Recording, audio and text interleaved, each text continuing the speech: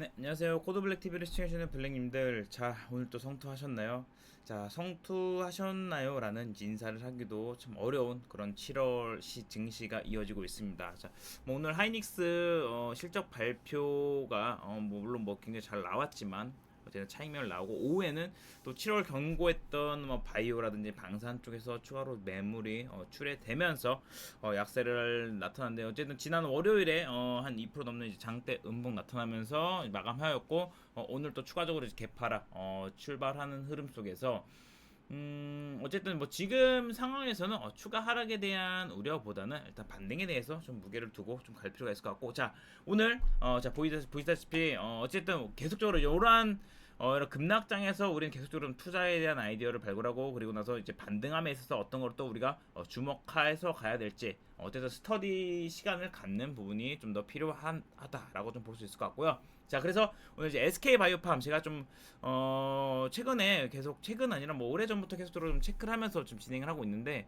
사실 SK 바이오팜 하면은 여러분 잘 아실 거예요. 일단 코로나 당시에 IPO 관련돼서 모든 투자자들이 이제 핫했고 그때 뭐 중복 청약 가능했기 때문에 증권사 계좌를 다 열어가지고 이렇게 있는 돈 없는 돈 끌어가지고 어쨌든 청약 신청하면서 이렇게 받아가지고 좀 재미를 봤던 약간 그런 것 중 하나죠.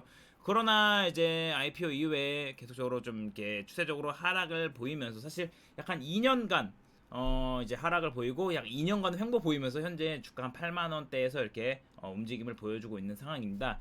그래서 그러나 어쨌든 글로벌 신약 그러니까 국내에서는 사실 글로벌 신약을 개발해서 허가해서 현재 판매 중인 유일한 어떤 기업 중 하나이기 때문에 역시나 그런 부분이 뇌전증 치료제 엑스코프리 관련된 부분에서 계속적으로 이제 경쟁약품 대비해서 효과가 괜찮고 그로 인해서 지금 계속적으로 이제 매출적이라든지 이런 부분 좀 상승하고 있기 때문에 그런 부분 좀 기대를 갖고 볼 수 있을 것 같고 어쨌든 이런 부분 전반적으로 한번 살펴보는 시간 갖도록 할 테니까요. 여러분 구독과 좋아요는 저한테 굉장히 큰 힘이 됩니다. 그래서 구독, 좋아요 한 번씩 눌러주고요. 자 그럼 SK바이오팜 한 번씩 한번 좀 살펴보도록 하겠습니다.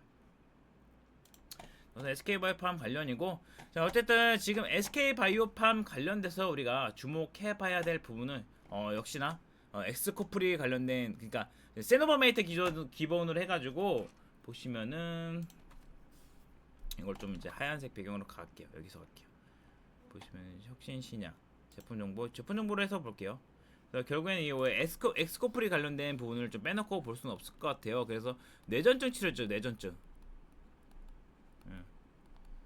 이런 부분이 지금 보시면은 전반적으로 한번 볼게요. 보시면은 판매 현황을 보면 일단 2020년 여기 내정 엑스코프리 관련해서 한번 볼게요. 요거 관련돼서 20년 5월에 20년 11월 미국 FDA 승인을 받아서 출시됐습니다. 20년 11월 승인 받아서 출시. 그리고 21년부터 미국 시장에 판매.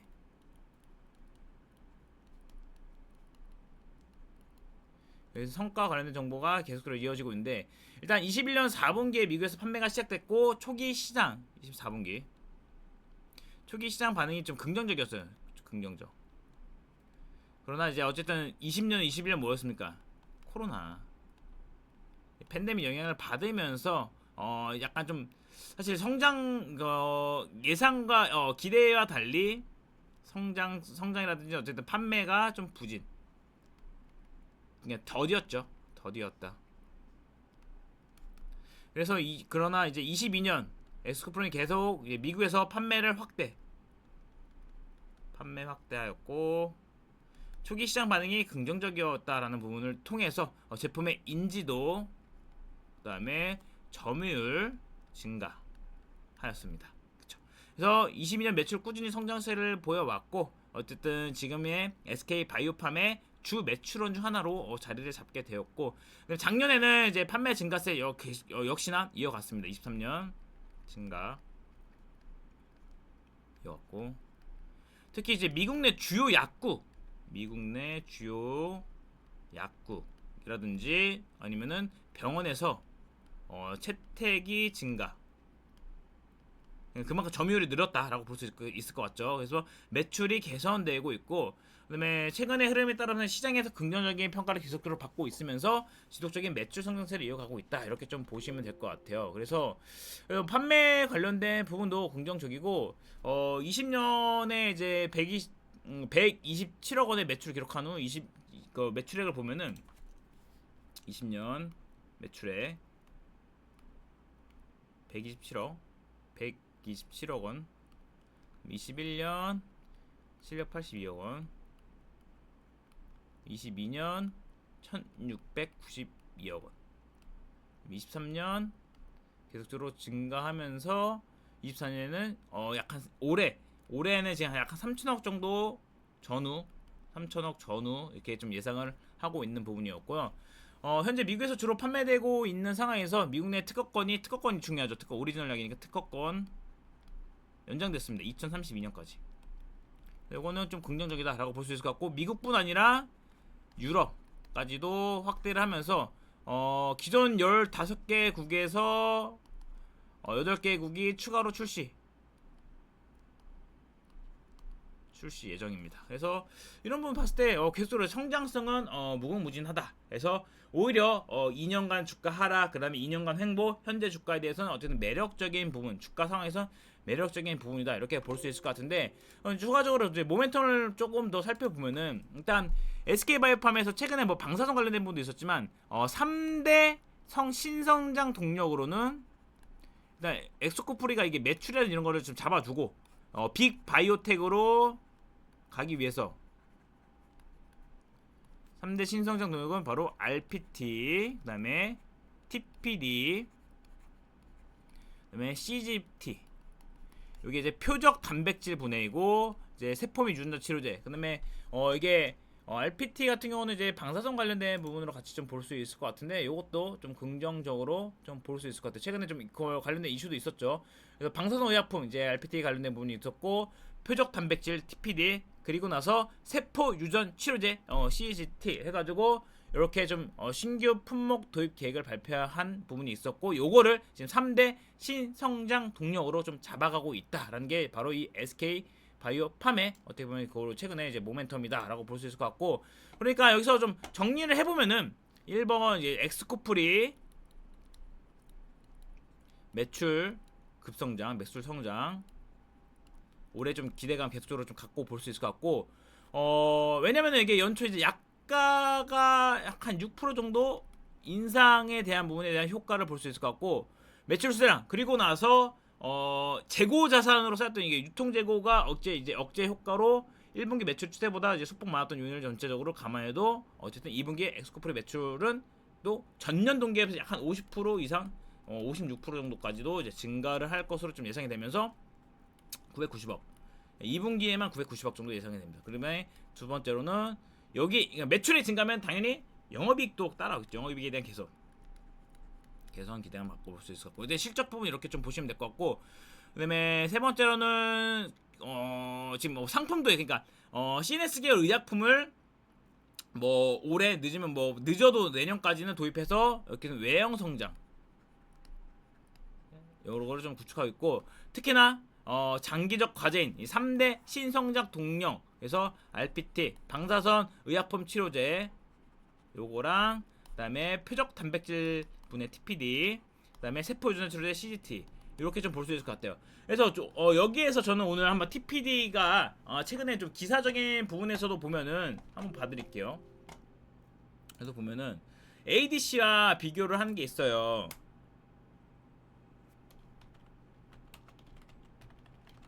네, 그래서 이거 다 지우고 보면은 보죠.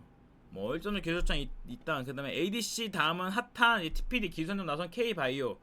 그래서 이렇게 좀 보시면은 글로벌 파마도 주목하는 차세대 신약 기술 TPD에서, TPD는 질병을 유발하는 단백질 또는 분해하고자 하는 단백질을 제거하거나 비활성화시키는 기술이고, ADC와 같이 ADC 여러분 이게 사실 뭐 굉장히 좀 낯이 있죠. 많이 들었죠. 최근에 굉장히 핫했죠. 왜냐하면 뭐 알테오젠도 있고 또 리가켄바이오도 있고, 그렇죠. 이게 바로 항체 약물 접합체라고 해가지고 타겟을 하는 거죠. 어떻게 링커 역할도 하고, 그래서 암세포에만 선택적으로 작용해서 이렇게 좀 암세포에 대한 치료를 좀 더 이제 강화하는 부분이고, 여기에서 ADC 관련된 이제 상용화된 약은 이제 다이치 상교가 갖고 있고, 그래서 그거에 대한 매출이나 이런 부분이 좀 더 크게 좀 활성화되고 있는 부분. 그런데 요거에 대한 이제 다음 이제 기술적인 부분으로서 이제 TPD 차세대 신약 기술에 대한 TPD도 좀 어떻게 보면 다시금 떠오르고 있는 거 있는데, ADC보다 다양한 페이로드, 그러니까 약물 접합과 기능이 발현이 가능하고 좀 더 이제 적응성이 크게 나타날 수 있다라는 건데, 요거 한번 간단하게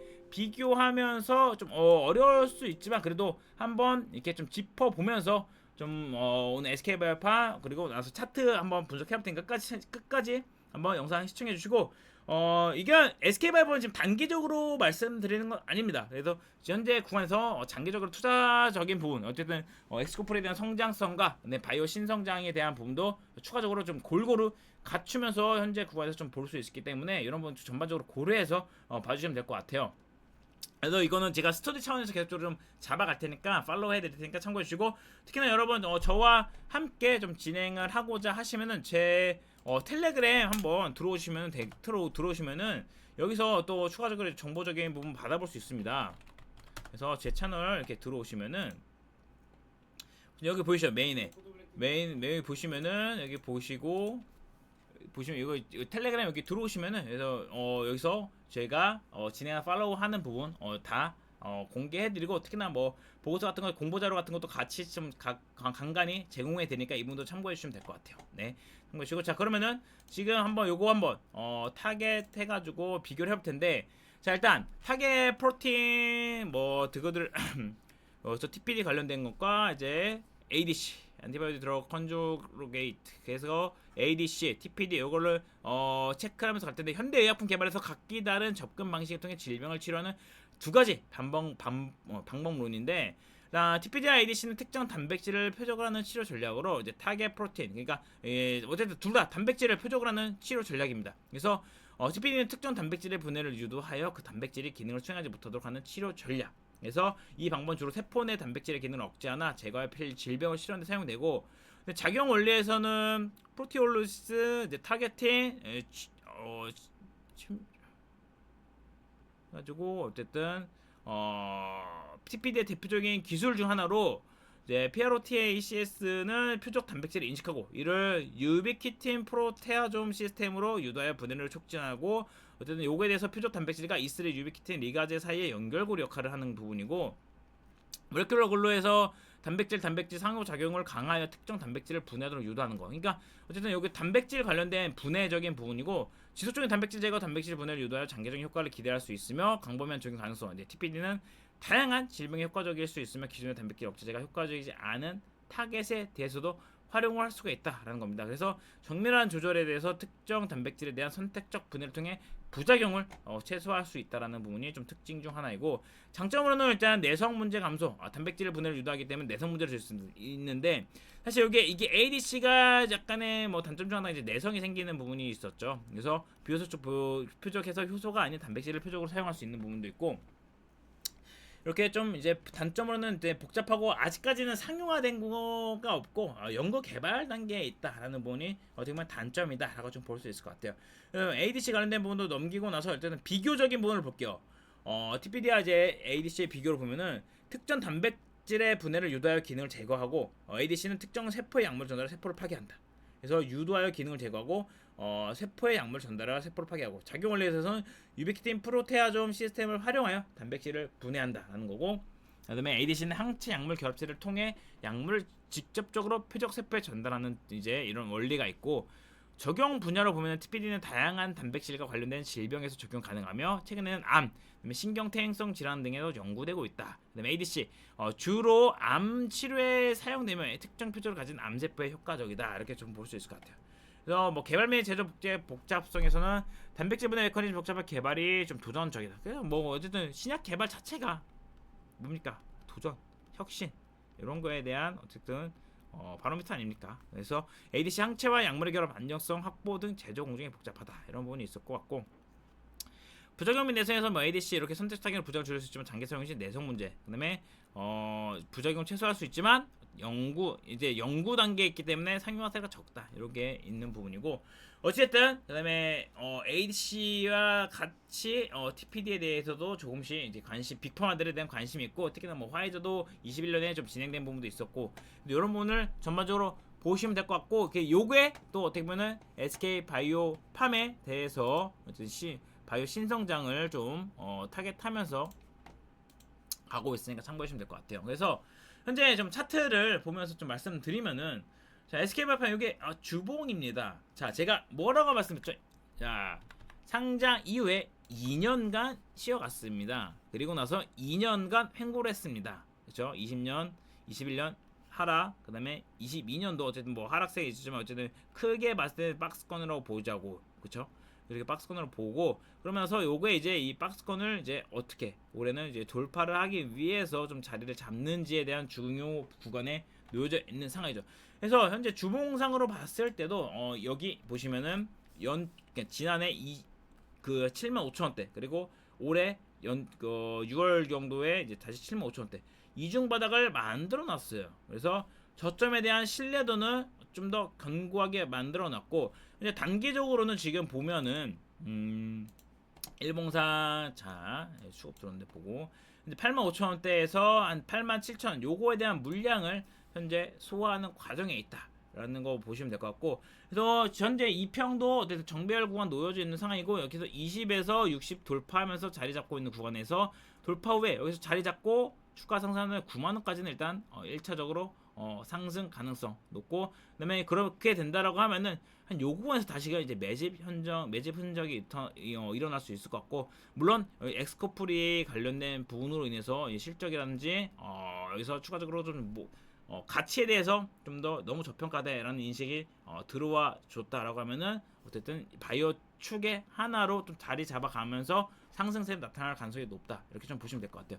그래서 어쨌든 뭐 이러한 모멘텀을 봤을 때 좀 장기적 관점에서 사실 뭐 저는 현재 가격대에서는 한 10만 원 돌파는 무난하게 좀 이어질 가능성이 높다 이렇게 좀 판단하면서 스터디를 해 나가고 있습니다.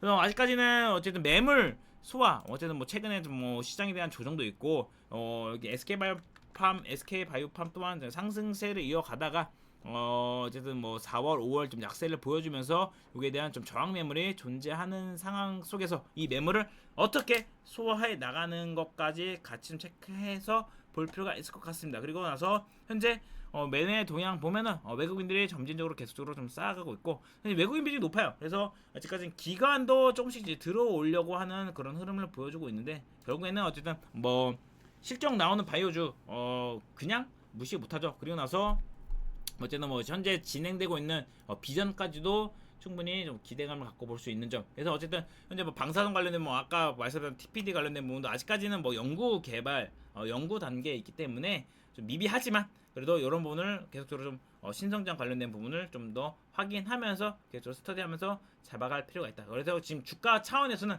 매집하기엔 부담 없고 어쨌든 장기 관점에서 좀 안내 드리니까 이 부분까지 고려해서 봐주시면 될 것 같습니다. 자 이상 SK바이오팜 한번 큰 흐름 알아봤고 요거는 제가 장기적인 관점으로 계속적으로 좀 한번 영상 팔로우 하면서 여러분께 안내 드릴 수 있도록 하겠습니다. 자 이상 SK바이오팜 코드 블랙이었고요. 여러분 뭐 스터디 관련된 부분 자료라든지 보고서 이런 거 제가 텔레그램에 공유해 드리니까 제 텔레그램 한번 입장 가능하시면 입장해 주시고 전 여러분의 구독과 좋아요는 정말 저한테 큰 힘이 되니까 한 번씩 꾹 눌러주시기 바라겠습니다. 자 그럼 영상 오늘도 끝까지 시청해주셔서 감사드리고 다음 영상으로 찾아뵙도록 하겠습니다. 감사합니다.